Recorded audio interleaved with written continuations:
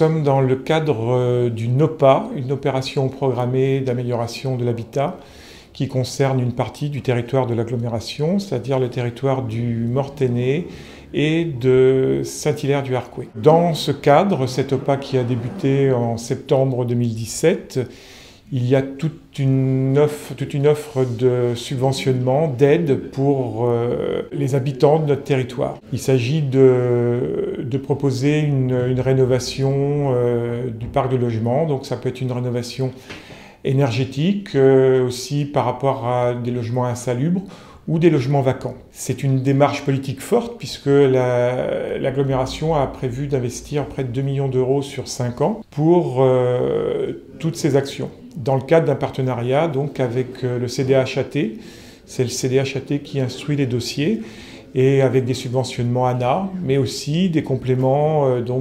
département, région et donc communauté d'agglomération Mont-Saint-Michel-Normandie. Nous en sommes déjà à l'arrivée à une 60aine de logements, avec un objectif d'une rénovation d'environ 1000 logements sur les 5 ans. Pour moi, c'est tout à fait intéressant puisqu'on a de l'habitat vieillissant, donc qui n'est plus du tout adapté pour les personnes à mobilité réduite. Donc c'est par le biais de l'OPH, ça permet aux gens de pouvoir se mettre en accessibilité, d'avoir comme là aujourd'hui, on voit une salle d'eau, des toilettes où il y a moyen de venir avec un fauteuil roulant et de pouvoir prendre son bain et aller aux toilettes décemment sans avoir vraiment besoin d'aide autour de soi. Donc c'est très intéressant, surtout en milieu rural où le bâti est quand même assez ancien.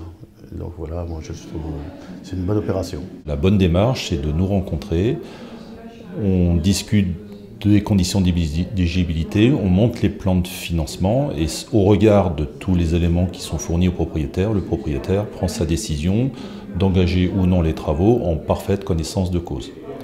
Si il décide donc d'engager les travaux, nous serons à ses côtés pour les poser, notamment pour monter les dossiers de demande d'aide. Pour entrer en contact, soit des permanences sont organisées toutes les semaines sur le territoire, soit un numéro de téléphone, nous appeler au numéro de téléphone et on discutera au téléphone pour voir si le projet est susceptible d'être éligible aux aides. Et le cas échéant, on se déplacera sur place pour étudier le projet et étudier les conditions de recevabilité. Je précise que nos conseils sont neutres et gratuits pour les usagers. À bientôt sur tvie.tv.